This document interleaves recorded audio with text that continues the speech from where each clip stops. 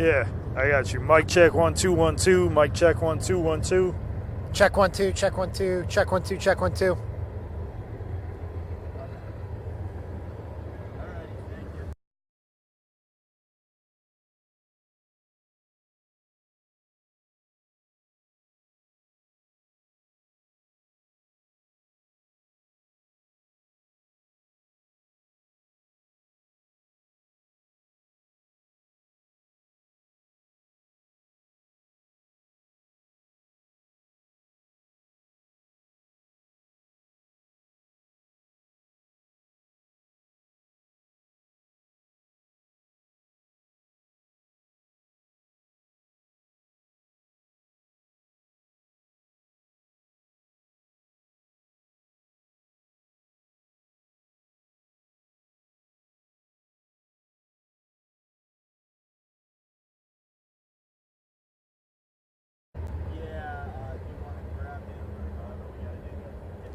I'm gonna count down Tyler.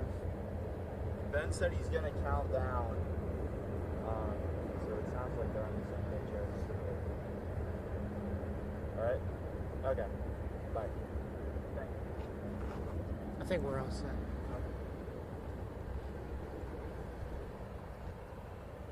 You're just gonna count down from here. Yep.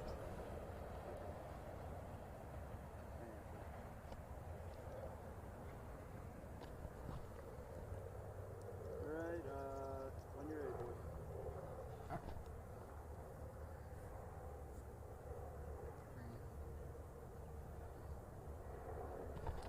Greetings, Facebook Live. Ben Axelrod, Matt Florjancic coming to you live from Berea. First day of Cleveland Browns mandatory mini camp underway, over in the books. Mandatory, I think, was the operative word here today, because they had, for all intents and purposes, they had their full roster out there.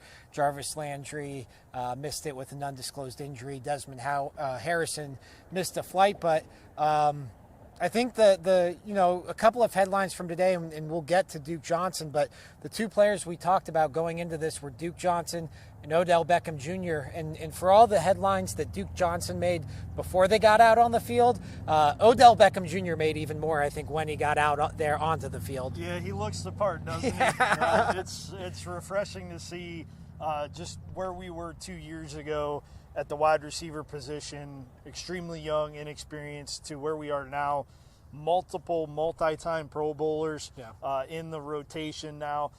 He, at times, had to get realigned by quarterback Baker Mayfield, but it wasn't very often. And when he did, he usually found himself in the right spot to make a play. Caught a nice touchdown over the middle in a goal line situation. Really looked the part of a professional wide receiver that is going to be impactful for this season. I think you said it best with looked the part, and I don't know if it was the orange shoes or the orange socks or the orange hoodie underneath the jersey, but he's not a big guy in sense of height and weight and all that, but he just moves differently out there. And you even saw it, the one red zone catch from Baker Mayfield that kind of went viral over the internet. He made a couple of nice catches on some breaks, but just the way he moves is so fluid. It's so different. It's so precise. And for a guy who missed 9 of 10 OTAs or whatever it was, there were some timing issues, and that will get sorted out here heading into training camp, and I know they're going to do their personal workouts probably out in California as well, but he just looks the part. He looks different out there than really any sort of athlete we've probably seen out on a Browns field in quite some time. There's no question he is a special athlete, and the only playmaker that I've seen that moves as fluidly was Josh Gordon. Mm-hmm. I mean, outside of Josh, there has not been a player on that field that moves like Odell Beckham Jr. in a very long time. He is extremely fluid in his movements. He gets in and out of breaks very quickly, very seamlessly.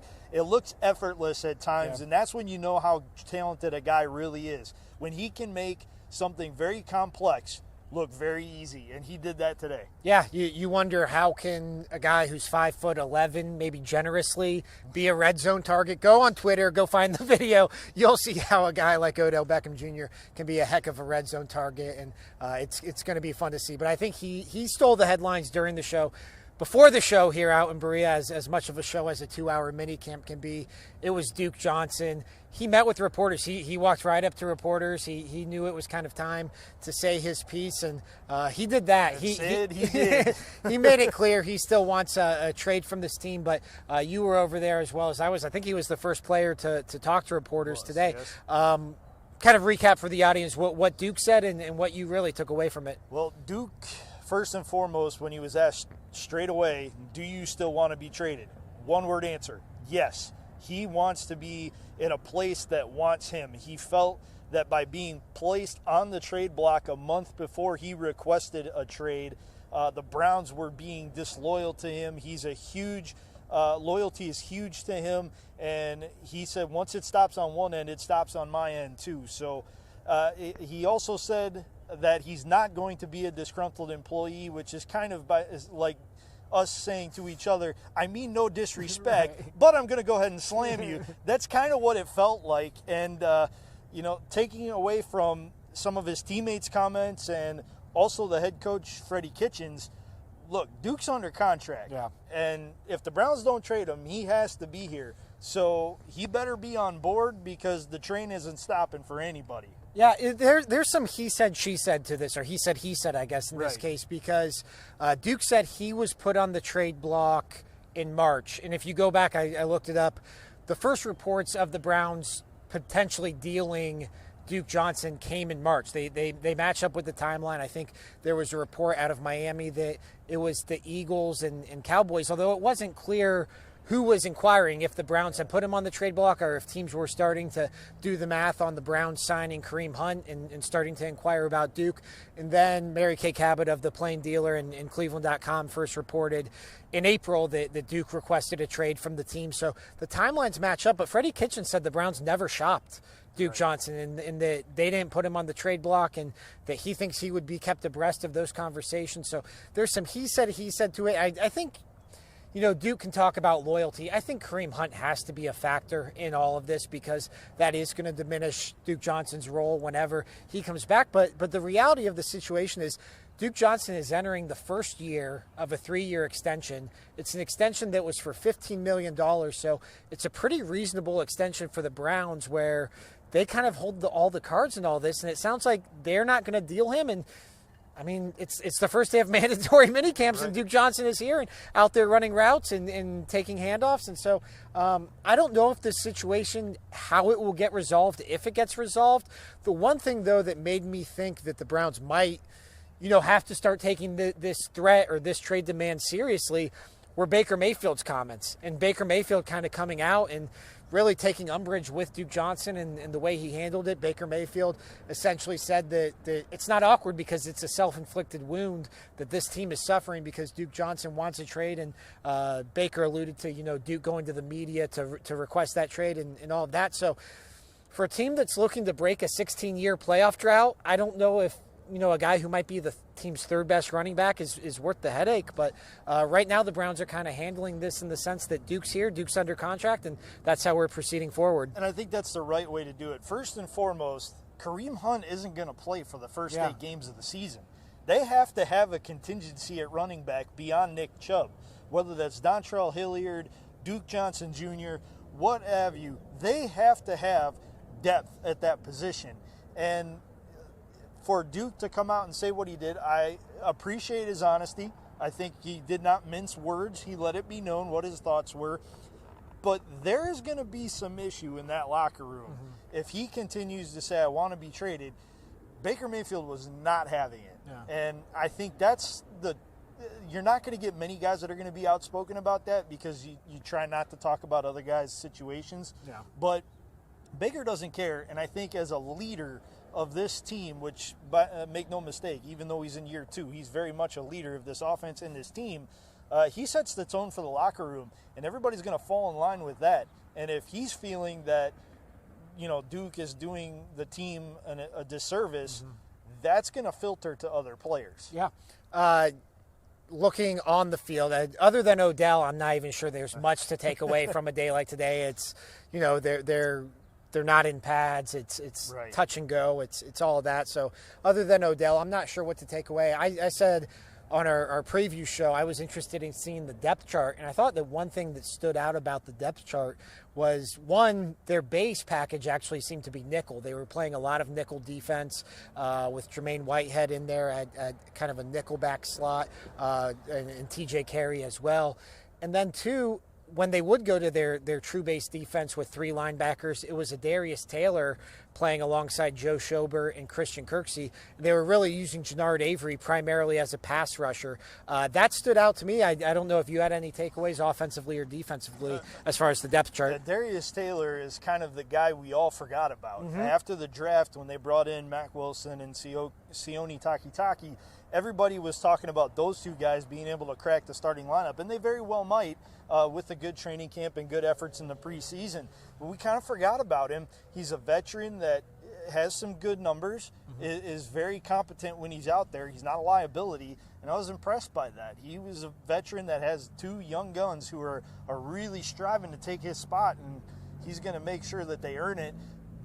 Another defensive point that I noticed was Greedy Williams is getting thrown right to the fire. Yeah, he's their number 2 cornerback. There's no question that he's going to be in the starting lineup, if not right away, very early in his rookie season. He was going up against another LSU Tiger today in Odell Beckham Jr., and they each got the better of each other at times, but I was very pleasantly surprised by how he withstood the pressure of guarding against one of the most dynamic playmakers that we've seen in an orange and brown uniform. Yeah. I was very happy about that. Austin Corbett was at right guard. That's kind of the big hole on this offense right now, and he'll get the first crack at it, and I think he'll get every crack at it probably. And then another thing, Freddie Kitchens clarified for all intents and purposes his comments about Odell Beckham Jr. not being at OTAs and how he's okay with OBJ not being at OTAs because it's voluntary.